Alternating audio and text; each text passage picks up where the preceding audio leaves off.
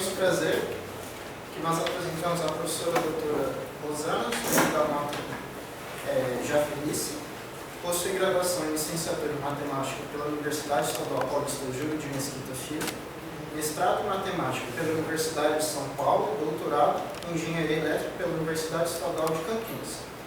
Fez estágio de pós-doutorado na área de biomatemática do IMECC, Universidade Estadual de Campinas. Fez estágio sênior no Department of Mathematical Statistical Science, University of Colorado em Denver. E atualmente é professora titular da Universidade Federal de Uberlândia, coordenadora da pós-graduação em matemática. Tem experiência na área de matemática com ênfase em matemática aplicada, atuando principalmente nos seguintes temas: modelagem matemática, conjuntos físicos, epidemiologia, HIV e autômato celular. Vai apresentar a palestra intitulada Determinação dos parâmetros para a dinâmica do HIV.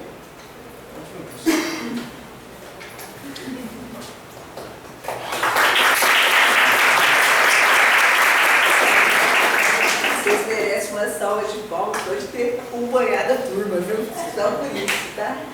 Boa tarde a todos. Então, primeiro eu queria agradecer a Valeriana e toda a comissão organizadora, né, pelo convite. É sempre um grande prazer estar aqui no IBIRS, para mim, que fui ex-aluna, né? E, sabe, quando a gente volta para casa é sempre um grande prazer, porque a gente se sente em casa novamente e tentando aí, de alguma forma, né, contribuir com a Semana Matemática, esses momentos especiais, né, que os alunos têm, de estar podendo conhecer outros professores de outras universidades, outros assuntos, né? A minha área, vocês viram que é biomatemática. O que é biomatemática? É modelagem matemática de fenômenos biológicos. É essa área que eu estudo, né? E no caso aqui, né, na nossa palestra de hoje, a gente vai estar falando de determinação de parâmetros do modelo de equações diferenciais, no caso, equações diferenciais com retardo, que representa a dinâmica do HIV no interior do indivíduo HIV positivo. Tá? Eu comecei a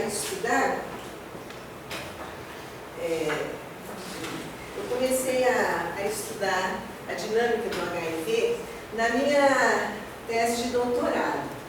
Tá? E daí por diante eu sempre venho fazendo trabalhos nessa área e tentando cada vez mais visualizar, entender essa dinâmica que é um tanto quanto complexa, né?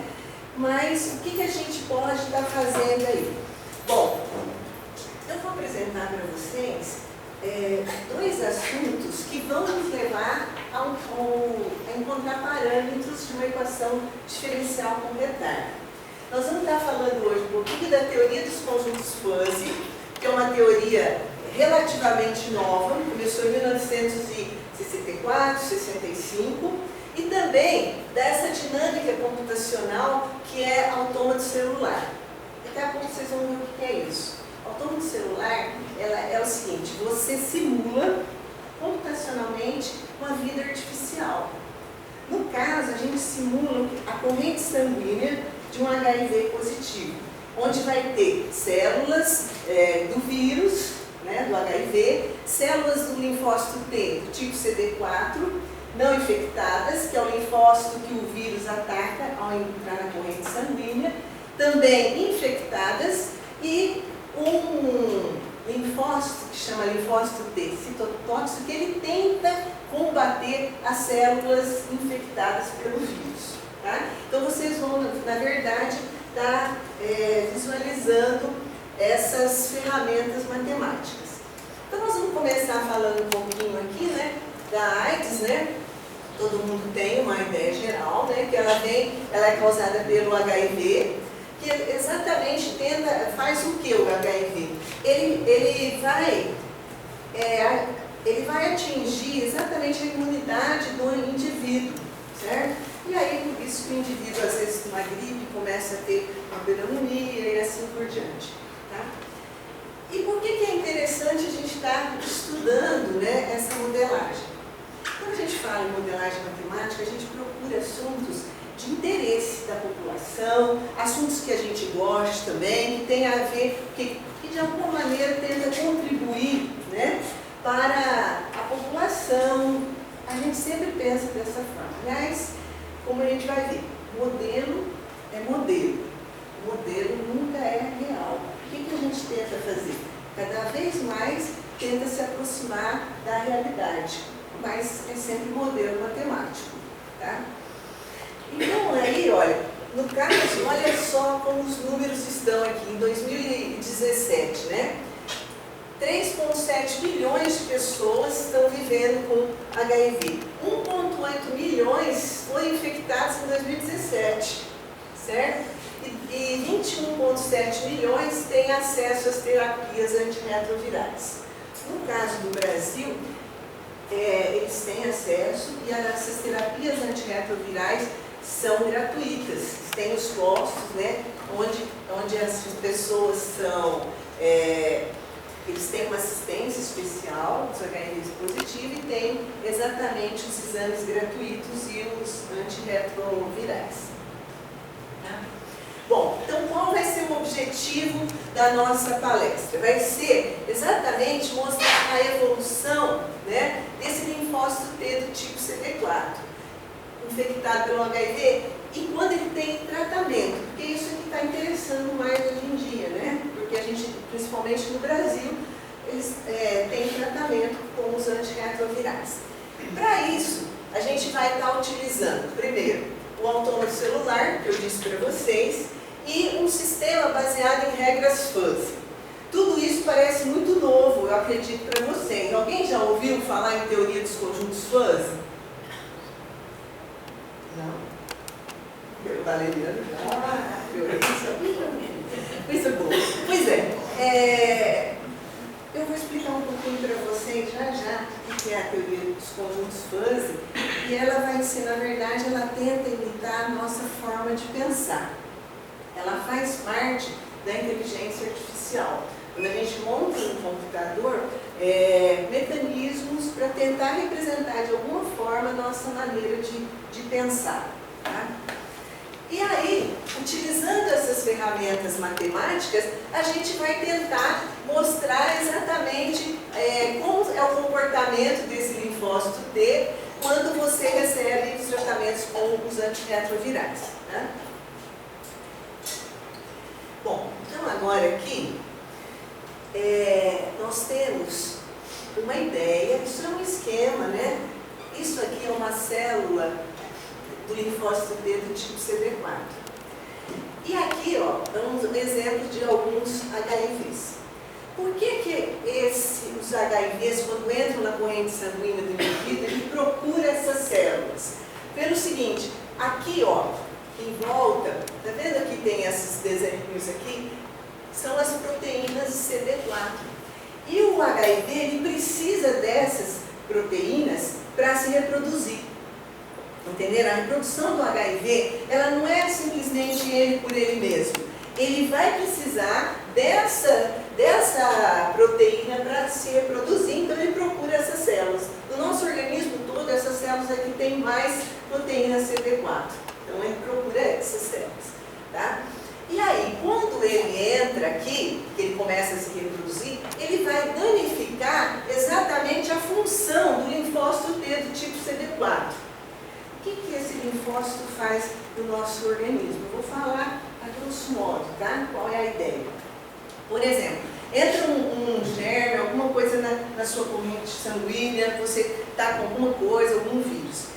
O linfócito T, ele recebe sinais químicos e ele manda isso para o sistema imunológico, tipo assim, ele manda informações para o sistema imunológico começar o quê? A ser ativado. Pelo fato dele estar com o HIV, ele é uma célula infectada, ele perde essa função. Por isso que o sistema imunológico do indivíduo HIV positivo não funciona bem. Porque ele perde essa função. Porque a pessoa que não é HIV, é aquilo que eu estava explicando, ela pegou o vírus da gripe, já o sistema imunológico começa a funcionar. tá? Agora, se ele não começa a funcionar, vai acontecer o quê? Começa a aparecer as doenças oportunistas e assim por diante. Esse que é o processo, tá? Bom, esse gráfico aqui é um gráfico dos médicos, tá? Das ciências biológicas, esse gráfico. O que ele mostra aqui? Ele mostra exatamente, ó, esse aqui é o HIV, como ele funciona. Esse gráfico é sem tratamento com antirretroviral.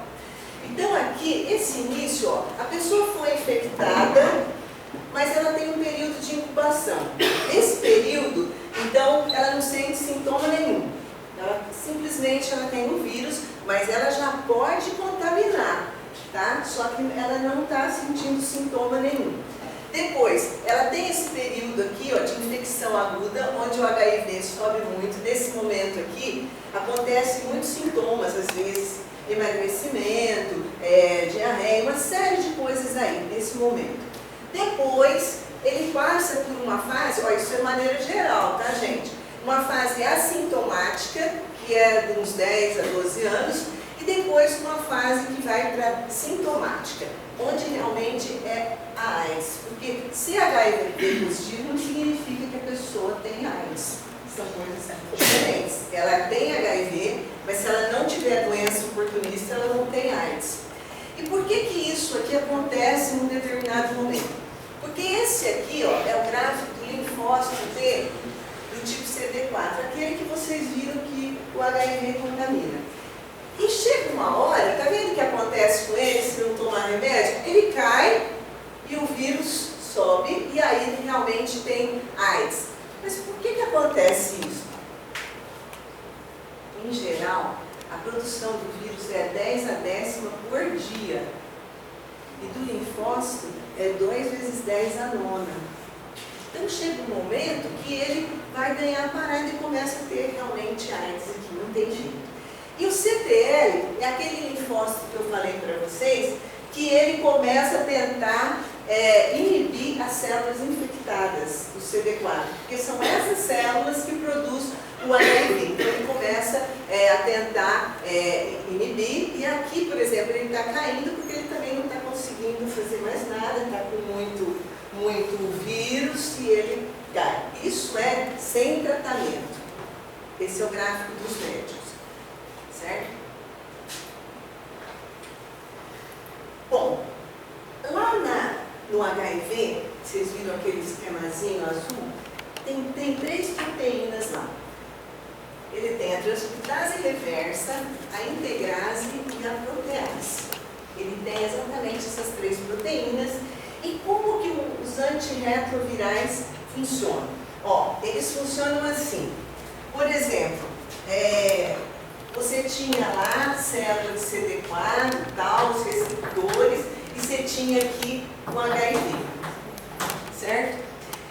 Sem tratamento, o que acontece? Sempre eu vou ter o CD4 aqui, ele vai se unir com o HIV, tá? Quando tem tratamento, ele vai tentar inibir esse contato aqui, ó.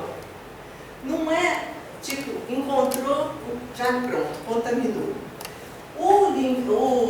O antirretroviral, ele vai tentar impedir isso aqui, que isso aconteça. Impedindo isso aqui, ele impede o quê? A reprodução do vírus. Porque eu disse para vocês que a reprodução vai acontecer no linfócito T quando ele está infectado. Então ele impede. E outra coisa que também o antirretroviral faz é tentar atrasar a replicação viral. Porque lembra que eu comentei para vocês que em geral é 10 a 10ª por dia?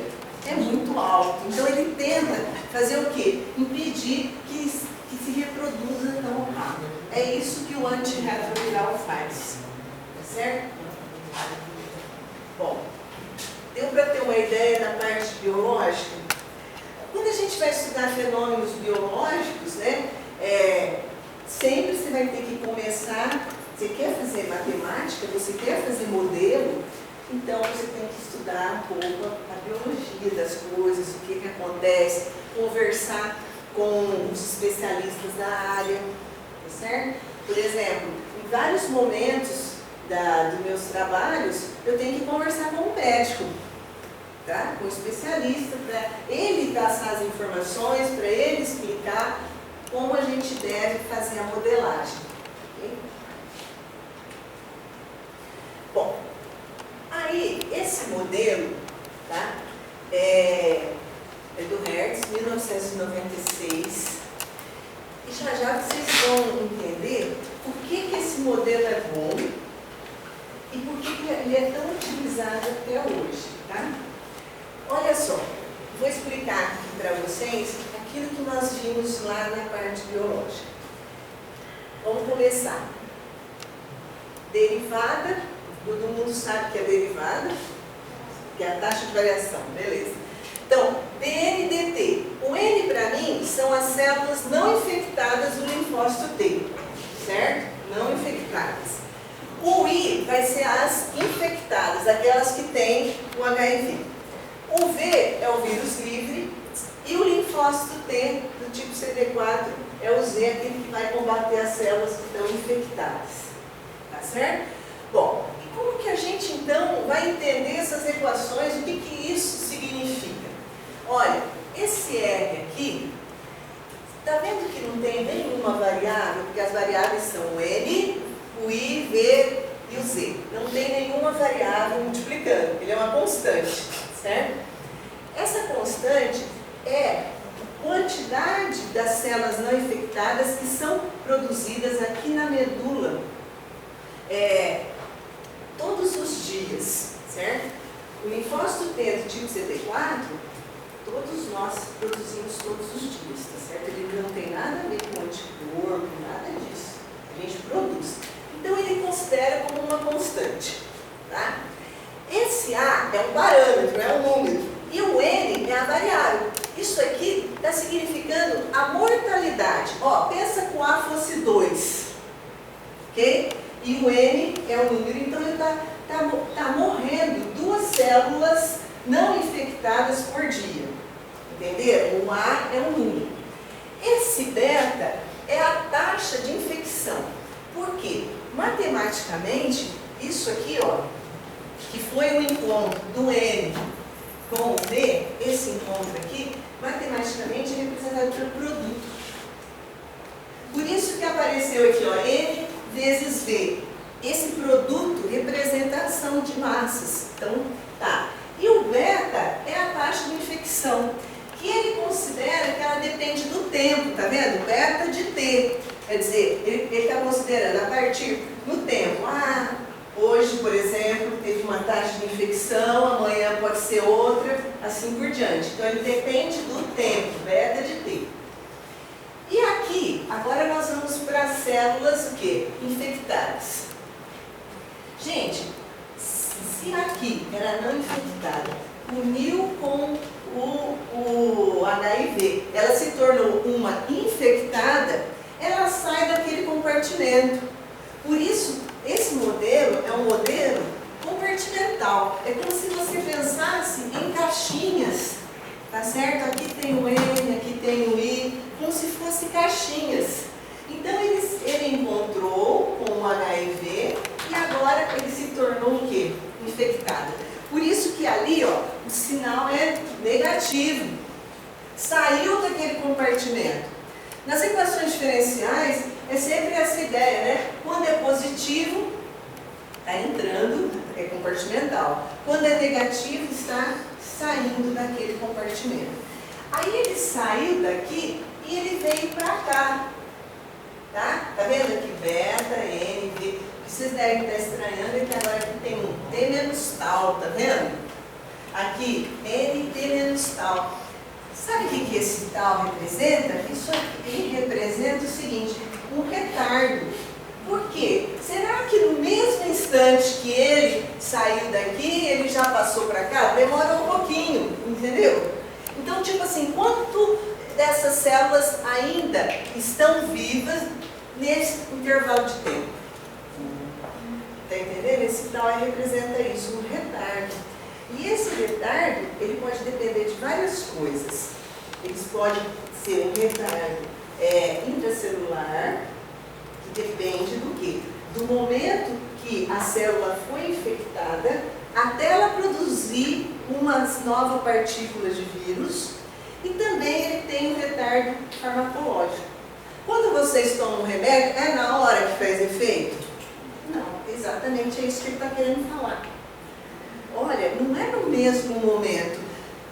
Nesse artigo do Hertz, ele até considera, por exemplo, 2 horas, um dia, 24 e até meio-dia 12. Ele considera isso. Claro que depende do medicamento, vocês concordam? Mas é logicamente que você tem um tempo. Não é no mesmo momento que tudo acontece. É isso que ele está representando. E você está vendo aqui que você tem uma exponencial, ó, e ela tem, está vendo aqui, ó, é negativo? É porque começa a morrer célula, né? Está vendo? A exponencial comparando, é menos negativo, aquele A é taxa, é positivo, aquele ativo, então começa a cair. Você concorda? Porque o seu organismo está sempre aí, células nascendo, morrendo, entendeu? Então nem todo mundo que estava vivo no instante dele está nesse próximo, então ele tem um decaimento. Depois aqui, ó, menos BI. Ah, menos B é igual aqui, ó, tem morte aqui da célula? Tem. O B aqui também é um parâmetro. Então, morre células infectadas. E aqui, negativo. Peraí, tem produto ali? De quem por quem? Do I, que é variável. Por quem, gente? Pelo Z, tá vendo? Ó, ele tem o I e o Z, são 2 variáveis. Isso aqui está significando, então, o quê? Encontro. Toda vez que você tem um produto, você está encontrando. Encontrou quem? Ó, encontrou a célula infectada, que é o I, com o Z, que é o linfócito, que quer, de alguma forma, matar as células que estão infectadas. Então, está vendo? Negativo, ó, saiu daquele compartimento. E vem para cá, ó, para o compartimento aqui do Z. Agora, o que acontece? Está vendo que não é o mesmo parâmetro? É porque significa o seguinte aqui, ó. Se acontecer do Z, que é o citotóxico, encontrar muita infectada, ele vem para cá e começa a produzir mais. Entendeu? Ele depende, isso aqui depende de quanto ele encontra. É um pouco diferente daqui, tá? Tá vendo que aqui o beta vem para cá? É um pouco diferente, porque naquele ali é assim. Encontrou, não infectada com vírus, se torna infectada. Agora, aqui não. Encontrou, morreu e ele vem para cá e começa a produzir mais. Ele sente o quê? Eu preciso trabalhar para matar a célula infectada. Bom, agora aqui, DVDT. Essa é a variação de quem, gente? Do vírus. Está vendo que tem aqui um K vezes I? É a natalidade do vírus. Mas percebe que está acompanhado de quem aqui? Do I. Porque quem produz vírus é a célula do CD4 infectada. Então, aqui vem o I. Aqui é a morte do vírus, está vendo? A morte natural. E aqui a morte do Z, que são os linfócitos. Pergunto para vocês, entenderam até aí mais ou menos as equações? Deu para ter uma ideia? Então, qual que era o nosso problema aqui, quando a gente foi estudar? Nós não tínhamos esses parâmetros, está vendo esse A, esse beta? Nós não tínhamos. No caso, o beta, a taxa de infecção, ela é um parâmetro muito importante para o médico. Muito importante. Mas eles não têm exames para medir isso. Eles têm exames, sim, dos linfócitos T, do tipo CD4. No caso, os exames não separam em infectada e não infectada. E ele tem exame do vírus. Lembra aquele gráfico que eu mostrei biológico? Lá vocês viram? Ele falava linfócito T. Ele não diferencia no exame, tá? Laboratorial não tem diferença. Agora, o que acontece? Faltavam esses parâmetros para nós. O Hertz, o que ele fez? Ele considerou o beta de T, sabe por quê, gente? Igual a 0. Aí ele acabou com tudo, porque considerou 0 aqui, mas por que não era bom isso? Olha bem, o beta é a taxa de infecção. É exatamente esse encontro aqui, não é? Se a pessoa não tomou antirretroviral, em geral vai infectar. É um beta. Agora, se ela tomou, ele vai tentar o antirretroviral inibir. Nem sempre vai acontecer essa união aqui. Se ele considera zero, significa que nunca encontra.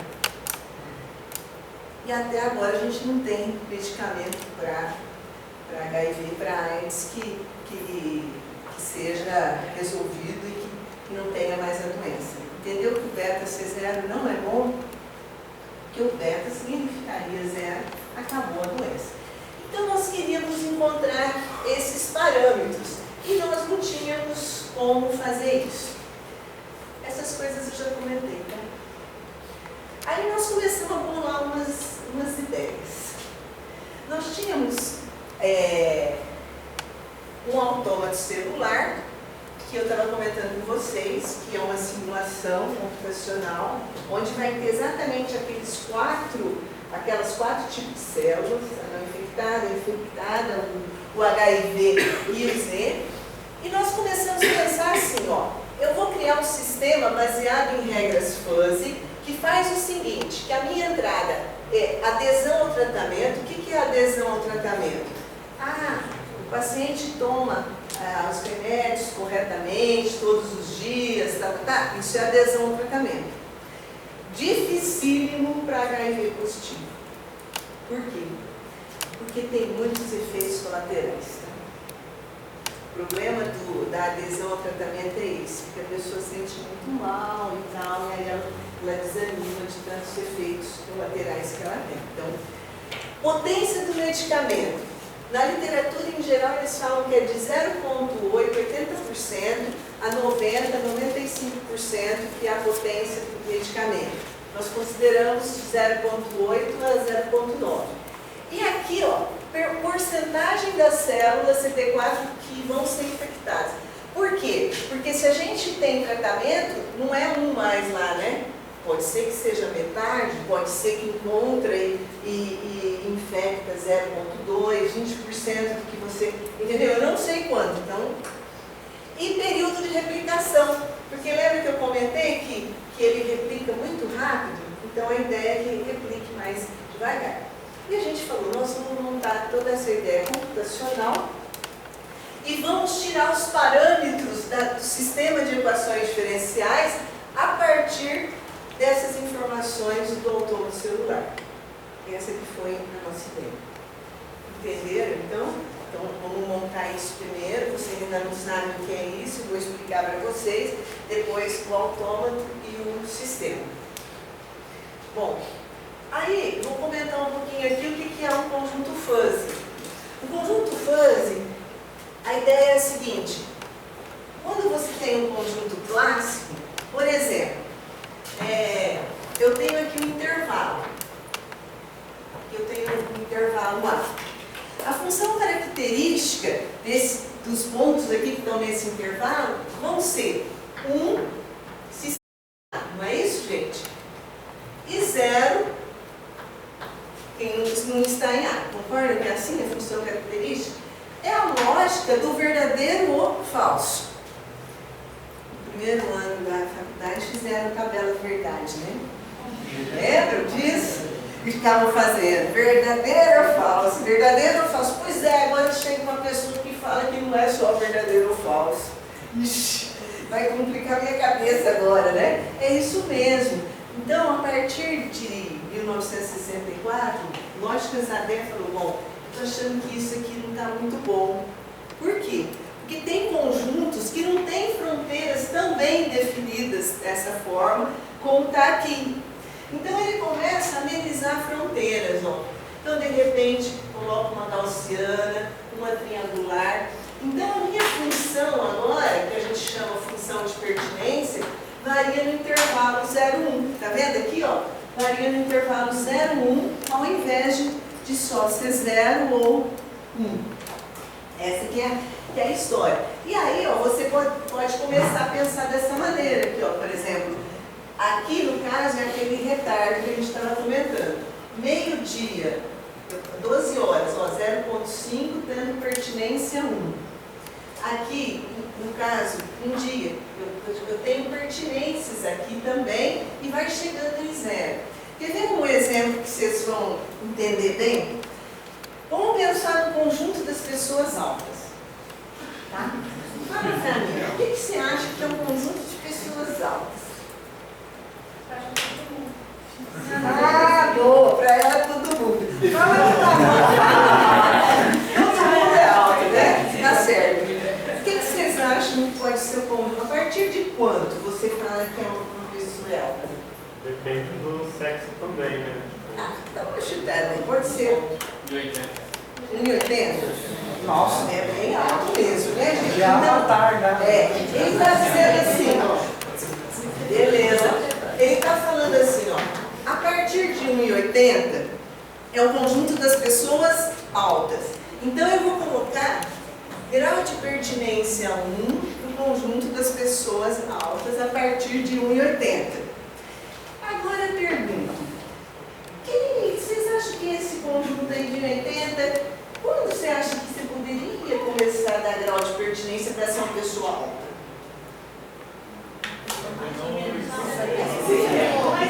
É, 1,80. Quanto?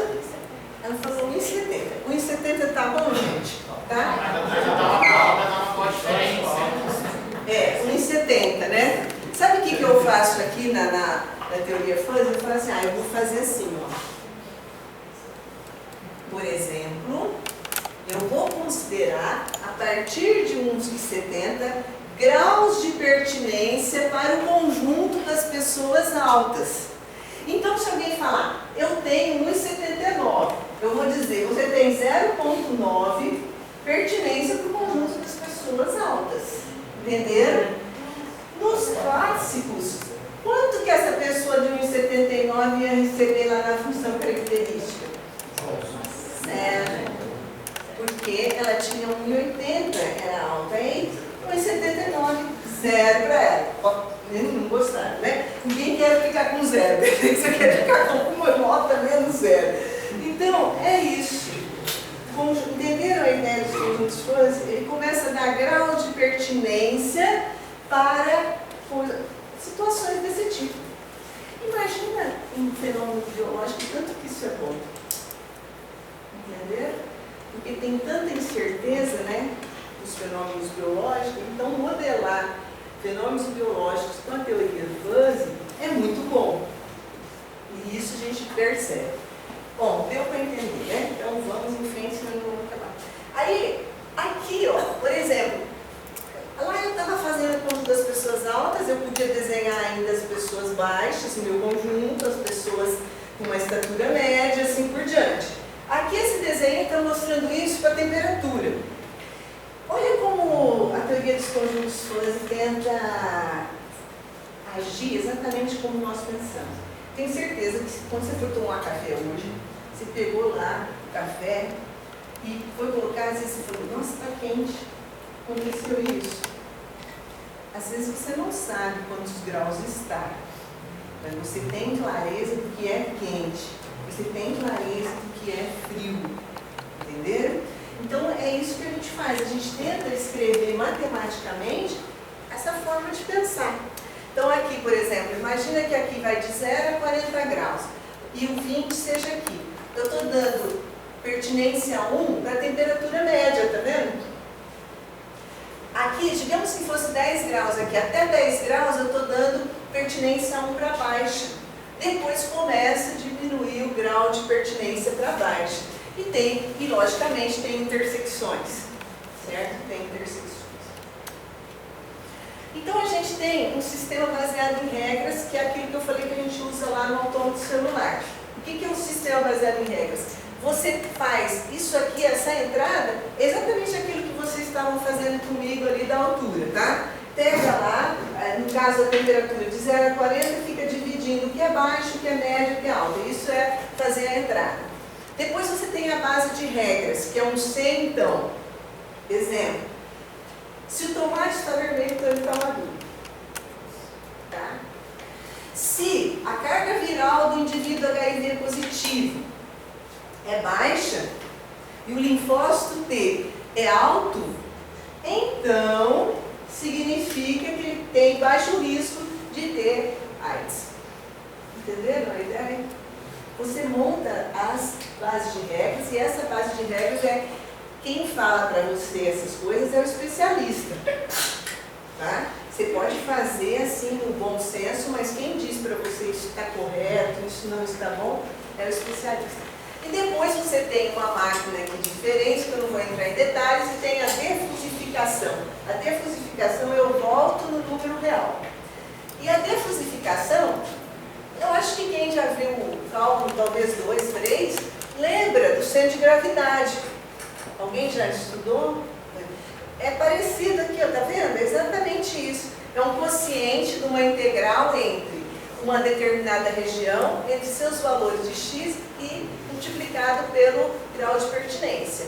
E você faz esse quociente e você volta a ter números reais.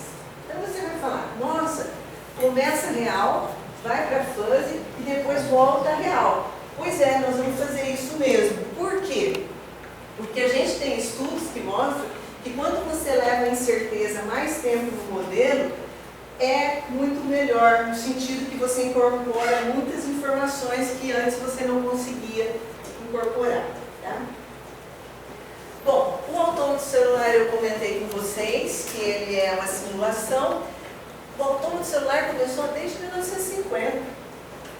Só que devido aos computadores serem muito pouco potentes, ficou parado por muito tempo e depois só voltou novamente lá pelos anos 80 ter essa questão de modelar o autômato celular. E aí nós fomos modelar o autômato celular, certo? Da corrente sanguínea do HIV positivo. Então, o que a gente fez? A gente modelou colocando aqueles 4 células que a gente queria. Lembra lá do meu sistema de equações diferenciais? Então, as não infectadas, as infectadas, o HIV e o linfócito T. E você vai falar, por que põe essa forma de toro, né? Pois é. Por quê? Porque computacionalmente a gente vai ao modelo com um retângulo, uma grade retangular. Mas o que acontece? Se a célula escolher subir, vocês vão ver que ela vai andar em 8 direções. Se ela escolher ir para o norte, ela cola aqui, tá? Ela cola aqui. Como se você pega um papel, lembram disso? Cola e fecha, forma o toro. Se ele estiver aqui, ó, e escolher vir aqui para cá, para o leste, ele vai aparecer do lado de cá. Então ele fica todo mundo andando dentro do mesmo ambiente. Por que isso era razoável para nós? Porque a corrente sanguínea é fechada, né? Fica todo mundo lá dentro, a gente achou que assim era a forma mais adequada de fazer a modelagem.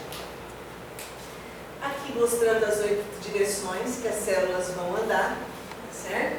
Elas vão poder escolher e elas escolhem aleatoriamente como que elas caminham. Ficam caminhando aí.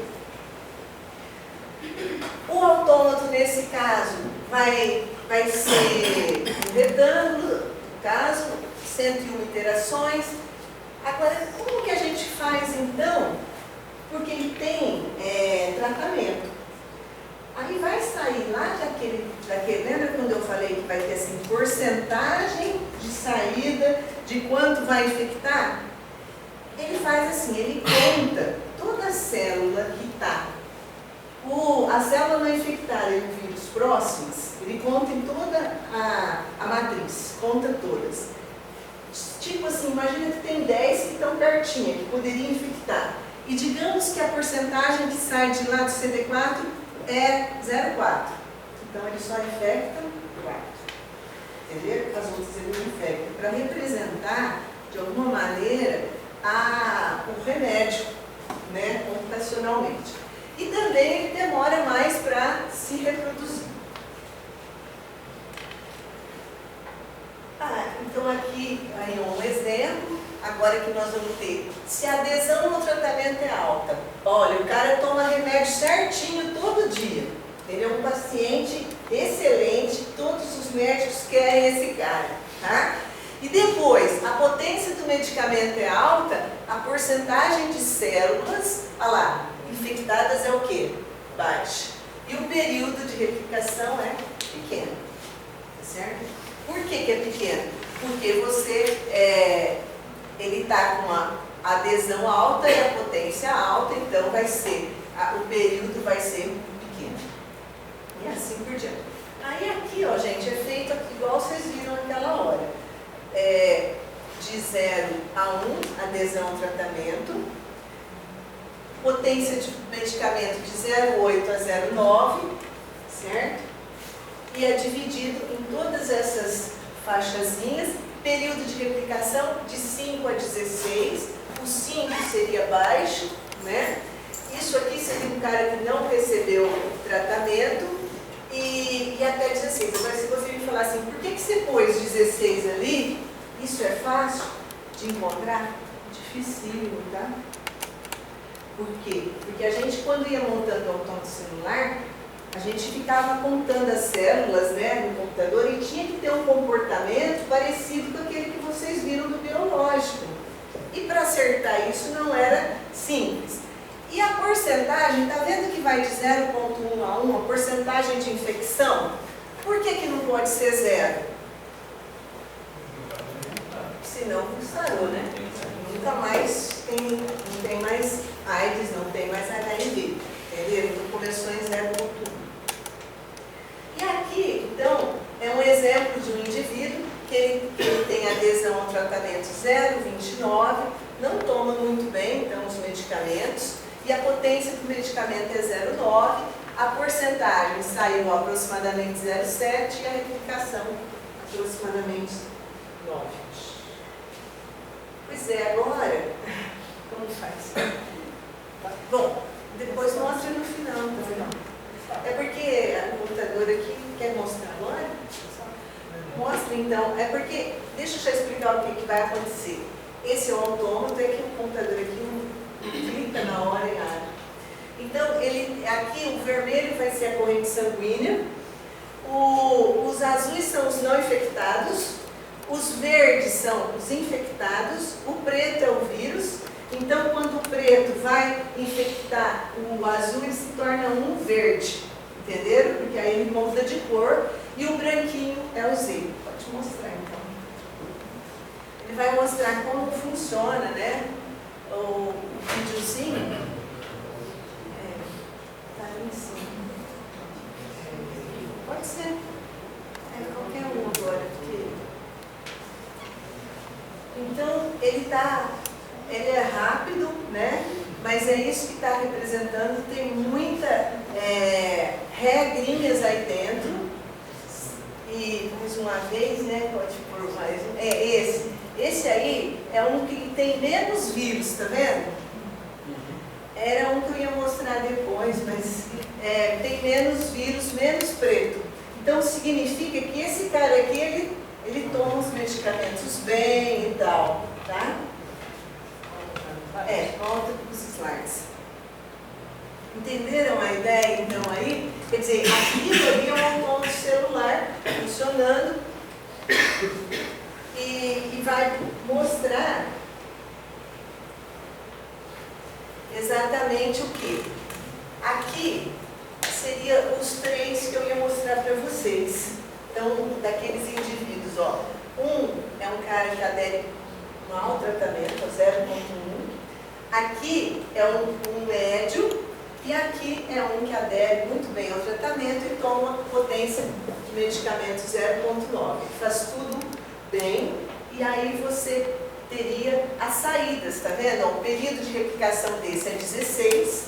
Ele demora para se reproduzir, por quê? Porque ele toma bem os medicamentos.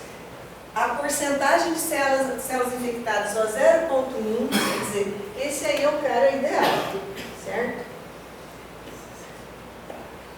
E não vai dar para voltar lá, mas vocês viram lá como estava funcionando. Cada um desses é um daqueles indivíduos. É um que tem, esse aqui é o que tem mais HIV, quando clicar vai ver, esse que tem médio e esse que tem baixo. Né? Aí o que nós fazíamos então para ver se estava bom o autômato? a gente ia guardando todas as informações, tipo, quantas células não infectadas tinha aqui, quantas infectadas para cada caso, tá vendo? Ó, esse é o primeiro parâmetro, esse com maiorzinho, esse é o segundo, esse é o terceiro. Tá vendo aqui na infectada como tá alto o cara que toma mal o medicamento? Aqui, ó, por exemplo, aqui, ó, esse aqui, que é o último, ó, o HIV dele está super baixo, certo? E aqui, no caso, o CTL também, ó, aqui está menos. Agora, como ele encontrou muita célula infectada, tá vendo aqui em cima? Então, ele reproduz mais. Ele produz mais CTL que vai tentar combater as células infectadas. Deu para entender a ideia desses gráficos? É tudo coletando aquelas informações do autômato celular. Aí o que a gente fez? Lembra aquela taxa da infecção que a gente não conhecia, que a gente não sabia como tirar? Eu disse para vocês, os médicos também não sabem, não têm essa informação? Pois é, aí conversando com uma mulher, a Ângela Freitas, que ela é médica e ela estava fazendo mestrado, e ela me disse, olha, uma forma da gente encontrar a taxa de infecção é dividir célula infectada por não infectada vezes o delta T. O nosso delta T é 1, que a gente trabalhava com interações. Então a gente pegou as infectadas e dividiu pela quantidade de não infectadas em todo o tempo. E aí nós obtivemos, olha, lembra o primeiro parâmetro que era o pior indivíduo, aquele que tomava mal o medicamento? Então olha a taxa de infecção dele, alta, e os outros estão meio embolados aqui, ó. Esse que é o terceiro, que é o melhor, está por aqui. Esse início a gente não quis levar em consideração, porque no começo está tudo muito, né? O início, você coloca uma quantidade inicial de células e você não tem ainda a dinâmica acontecendo. Agora, a partir de um determinado momento, não, já começa a funcionar bem como a gente espera, né? Então, nós fizemos um ajuste de curva em cada uma daquelas taxas de infecção. E por que era importante fazer isso? Porque lembra que tinha um beta de T menos tal? Eu tenho que ter a cara da função beta no tempo. Então, o ajuste é feito pelo método dos mínimos quadrados, e aí a gente teve exatamente essas informações. Aí já ficamos felizes que nós já tínhamos as informações do beta de T, e não precisava mais ficar falando igual o Hertz, que era zero, né? Que não tinha sentido. Aí faltavam os outros parâmetros, foi impressionante. Nós começamos a pegar os parâmetros todo do autômato celular. Na literatura tem que taxa é 1 sobre o tempo. Então a gente começou. Por exemplo, esse aqui, ó. A gente tinha número de interações para a célula não infectada morriam a cada 4 interações. Então a taxa de mortalidade, 1/4. Entendeu? A gente começou a fazer isso com todos os parâmetros. No caso, a gente colocou 20 células por dia. Lembra que eu comentei com vocês que o CD4 ele tem na medula, forma um tanto de células por dia, produz. Então a gente colocava 20. O sistema a gente colocou igual. E foi fazendo isso com todos os parâmetros. Feito isso, aqui também continuamos com as mesmas ideias. O ativo, que era a taxa de mortalidade das células infectadas que não produziram vírus, a gente contou lá no autômato, pôs um contador. Vamos contar para ver. O KDT, que era a produção do vírus, lembra que era o KDT que multiplicava aí? A gente pegou o próprio vetor. Falava, nesse instante nasceram tantos. Nesse instante, entendeu? Pegou um vetorzinho mesmo dos pontos. Não precisava gerar ajuste aí. Não havia necessidade porque não tinha retardo. E aí saiu o gráfico.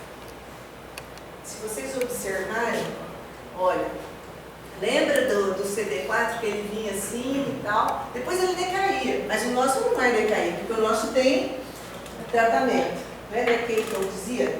eu dizia para vocês, não tem tratamento. Ó o vírus, lembra que ele fazia subir, depois ele ia se mantendo. E o CTL também se mantinha, ele não caiu, claro, porque ele está sendo tratado, o indivíduo está sendo tratado. Então, esse sistema aí de equações diferenciais, ele era muito bom, a gente conhecia ele anteriormente, sem retardo, porque ele é um sistema que reproduz bem o que o médico fala. Ele reproduz. E o impressionante é que nesse caso, que não tinha nenhum daqueles parâmetros, o autômato celular foi perfeito. Né? E aí, o final vem. Eu comentei falando para vocês, que tinha um retardo, lembra? Que era tempo que eu dizia assim, olha, infectou agora, não é no mesmo instante que já começa a produzir as células infectadas. Esse retardo, ele depende de condições individuais também, tá certo? Isso você pode perceber, que nem eu comentei com vocês no remédio. Às vezes você toma um remédio para alguém faz mais rápido, o outro demora mais um pouco, entendeu? Isso é uma coisa muito individual. Então nós resolvemos fazer aquele retardo como sendo fuzzy também.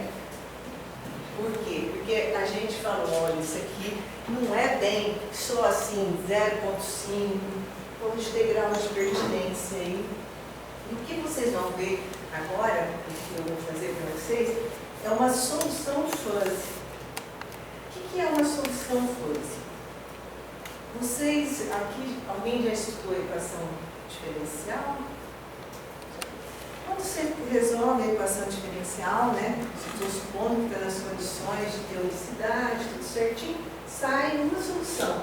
É isso? Só sai uma. Quando eu estou colocando um parâmetro fuzzy, eu estou fazendo esse parâmetro retardo ser fuzzy. Ele vai sair com uma faixa de soluções. E essa faixa vai ter graus de pertinência para ela, tá? Porque se resolveu sua equação diferencial, tá saindo com isso aqui, no tempo. Sei lá o que você estava procurando. No caso aqui, eu estou procurando das infectadas, né? Agora vai sair uma faixinha de soluções e cada uma delas vai ter um triângulozinho meio torto e tal, que vai ter cores. Essas cores vão representar o seguinte, olha, o vermelho está significando que aquela curva que você tem é a que está com mais chance de acontecer, tá? Vocês vão ver a cor. Os azuis que vão aqui nos pontos é porque está com menos chance de estar acontecendo. Isso aí exige vários teoremas, tá? Isso eu estou contando para vocês a parte bonita do negócio. Tem muita teoria por trás disso para garantir tudo isso que eu estou falando. Okay? Bom, para isso, a gente tem o princípio de extensão de Zadé, é um princípio muito legal. Sabe por quê? Você considera uma função que seja real. Uma função, uma parábola. Uma parábola. E nessa parábola para você, por exemplo, ax². Esse A é um parâmetro fuzzy, é um triângulo. Ele funciona aqui assim, ó, como um espelho. Pega a informação, para cada x daqui tem um y e leva o grau de pertinência para cá. Isso, se essa função f sua for injetora, tá? Se ela não for, pode complicar. Porque e se eu tivesse aqui um tracinho que eu tenho vários pontinhos, aí tem que ir no sup do grau de pertinência. Aí começa a ficar mais complicado. Vamos pensar que para nós é tudo injetora, tudo beleza. Então o que eu faço? Pego o grau daqui e levo para lá. Foi assim que a gente fez com as células não infectadas. O que vocês veem aqui, na verdade, se olhar de pertinho, aqui tem uma aberturinha. A gente pegou aquela equação, aquela solução que vocês viram, lembra que saiu? Parava no tempo. Parava no tempo. Aí parava no tempo e pegava um parâmetro triângulo, o triângulo que era o retardo. Jogava para lá. Igual vocês viram um ali, muitos, até formar essa, aqui ó, esse grau de pertinência é 1. Vou voltar um pouquinho só para entender. Tá vendo aqui que formou o grau de pertinência 1? Isso eu ia fazendo para cada um deles, e aí eu tenho uma faixa de soluções. Eu falei, bom, agora acabou, né? Nós já temos, olha bem, a gente não tinha nada, nós temos todos os parâmetros daquele sistema de equações diferenciais, nós colocamos o retardo como sendo fuzzy, vamos defusificar agora, transformar tudo em número real de novo, para só checar se ficou bom, realmente. Então, isso que nós fizemos aqui para a célula infectada de um indivíduo, foi feito para os 3 indivíduos. Aqueles 3, tá? Lembra daqueles 3 que nós tínhamos falado? Fizemos esse para um e aqui fizemos para os 3. E olha o que aconteceu. O valor máximo da célula infectada, do primeiro caso, que era o pior, vocês lembram? 44,95, foi o mais alto. O segundo caso, 44,03 e aquele que era o melhor caso, 0,35. Tá certo? Que era aquele que tomou os remédios corretamente. Com isso aí, nós validamos o modelo. Por quê?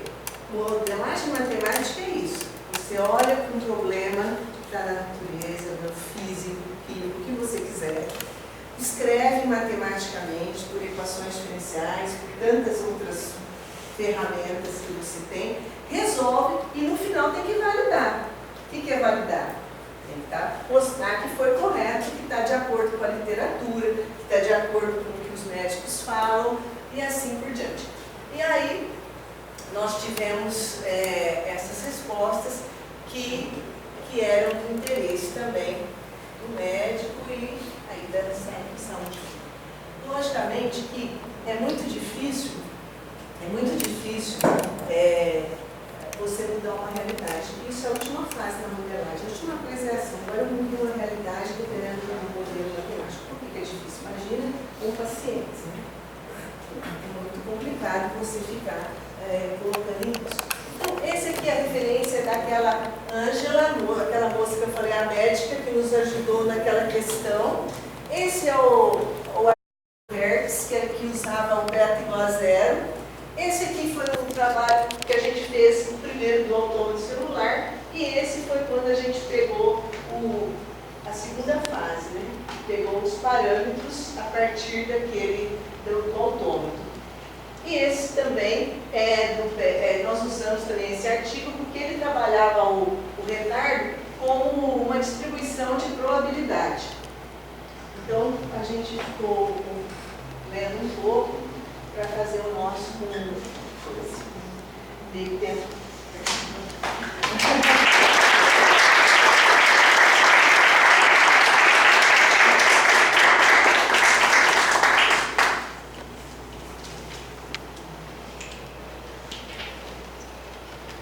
Alguma pergunta, pessoal? Eu tenho uma pergunta. Por que o parâmetro A ele não varia com o tempo também? Por que ele é constante? É constante. Não, na verdade, assim, todos variam com o tempo. Para ficar mais real, todos têm que variar, tá? Aquele R que você viu lá, constante, aquilo não é real. Real é que todo dia você tem a produção do CD4, mas nunca vai ser sempre igualzinho. O organismo, né, de cada pessoa funciona de uma forma, eles têm uma ideia de quanto que é nesse caso. 1.000 células por dia. Mas sempre os modelos fazem isso. Ele pega alguns parâmetros mais importantes. E os mais importantes é o beta, que é a taxa de infecção, você lembra? E o KT, que é a produção do vírus. Você viu que o carro ficou dependendo do tempo? Que as duas que estão realmente influenciadas pelo medicamento. Entendeu? Porque, por exemplo, a morte natural, ela já acontece. Ninguém está preocupado com ela. Por exemplo, deixa lá o ar constante. Mas a morte da célula é importante, a taxa, entendeu? Os medicamentos funcionando no modelo. Sei que você não é médico, mas o que aconteceria com o corpo se não tivesse célula CD4? Né? O que aconteceria com o indivíduo se não tivesse célula CD4? Nossa, essa pergunta porque, veja bem, se ela não existisse, ela iria acontecer mais ou menos, eu acho, o que acontece com o HIV quando ela não está funcionando, né? Porque é ela que faz essa ligação do sinal químico para o sistema imunológico funcionar. funcionar. Eu acho que ele quis dizer que como ela se alimenta da proteína dela, então, teoricamente, ela não se auto-sabota, mas... Eu estou pensando se o indivíduo não sofrer sem ela, ou se ficar no ambiente controlado, se a gente pode inibir ela por um tempo, mata os vírus, e depois volta a produzir ela. Mas ele procura outras que tem, tá? Tem estudos que... Eu entendi, agora você quis que outra coisa. Ele quer saber se não tivesse essa, não resolve. Porque ele procura outras. Se você ler a literatura, agora eu entendi o que você quer chegar, ele procura outras que tenham também a proteína CD4. Em menos quantidade. É porque essa aí, no caso, ela não tem mais. E ela é mais forte. Essa é muito boa para ele, porque ele exatamente fica perfeito na hora que ele junta com a proteína e produz. Mas imagina uma pessoa que está muito ruim mesmo, tá? Que os vírus tomaram conta lá. O vírus já começa a pegar outras células. Desde que tenha algum CD4, não vai procurar. É que nem tática de guerra, você procura a maior defesa para ganhar guerra. Exato. Uma curiosidade, existe alguma análise sem a substituição dos parâmetros desse sistema? Você fala... analisar o sistema sem substituir os parâmetros. Se existe alguma análise. Então, ele, no caso do Hertz, ele tira a solução analítica, né? Porque a gente tirou a solução numérica. Ele tirou a analítica, só que aí ele fez o que? Aí ele não analisou. Ele não ficou preocupado em fazer o gráfico para traçar o parâmetro. A curiosidade é se tem alguma análise qualitativa só com os parâmetros mesmo fixados, não sei. Estudar a estabilidade. Isso é uma coisa que eu gostaria muito de fazer. Inclusive, deixa eu te contar por quê. Eu desconfio. E eu não tive ainda tempo. Eu queria fazer um estudo assim. Por que na hora que a gente está mexendo no autônomo celular, às vezes você mexe uma coisinha mínima e dá uma estabilidade total. Então, o que eu acredito que está acontecendo? Está pegando regiões de instabilidade do sistema, entendeu? O que eu gostaria de fazer era um estudo da estabilidade do sistema, independente de qualquer coisa, entendeu? Exato. E aí você iria... Às vezes, algumas informações de beta, agora você sabe mais ou menos a função beta, você sabe mais ou menos, você pode supor algumas coisas, aí você deve ser... Exato, aí você pode começar a ver as regiões, né? Sim. Tipo assim, nessa região... Deve encontrar quantos equilíbrios tem, pontos de equilíbrio, tantas mil coisas. Dá para fazer muita coisa e eu acho que... Não tem nada... Talvez você esteja querendo mexer um pouquinho na teoria de perturbação, né? Esse negócio tá falando de perturbar um pouquinho, de dar... Exato. Estabilidade. Sim, uma curiosidade também, eu queria saber os seus dados de entrada, né? Você escolheu aleatoriamente ou você fez com vários? Foram muitas tentativas. Muitas tentativas. Eu tenho até no artigo, tem as quantidades certinho, mas foram muitas tentativas, porque, por exemplo, você começava, você fala quantas células eu coloco, porque é tudo qualitativo, né? Você quer um grau, né? Mas quantas eu ponho de vírus, quantas eu ponho de semente? Então, foram muitas tentativas para a gente chegar nisso. Mas esse estudo aí era um que eu querendo ter algum aluno para fazer, porque eu acho que é um estudo que vale a pena, entendeu? Porque por que você mexia tão pouquinho, você entendeu? Ele já causava um transtorno tão grande na hora do outono, entendeu? Pode ter coisa muito interessante para fazer. E o que os médicos acharam desses parâmetros que você conseguiu do médico? Sim. Essa moça que é a médica, tudo, eles acharam muito interessante e não sabiam como tirar isso antes. E outra coisa que eles acham interessante, que até a gente colocou uma vez, quando a gente começou a estudar o autônomo, num posto lá em Uberlândia, dos indivíduos HIV positivo, a gente colocou até assim esses desenhos mostrando que se eles aderirem bem ao tratamento, as células deles podem ficar muito boas, entendeu? No sentido de convencimento, entendeu? Por quê? Porque, como eu disse, como os efeitos colaterais são muito fortes, né? E aí a pessoa para, ela está tomando remédio, está sofrendo demais, ela para. Então, a gente colocou até, sabe, número, mostrando assim os gráficozinhos, no sentido, olha como suas células podem ficar melhor, como você pode ficar bem se você tomar bem medicamento e tudo, né? E já chegaram até a falar, nossa, isso aí deveria até passar para empresas de remédio e tal, mas a gente nunca, nossa coisa é pesquisa, nós não estamos preocupados muito com essa.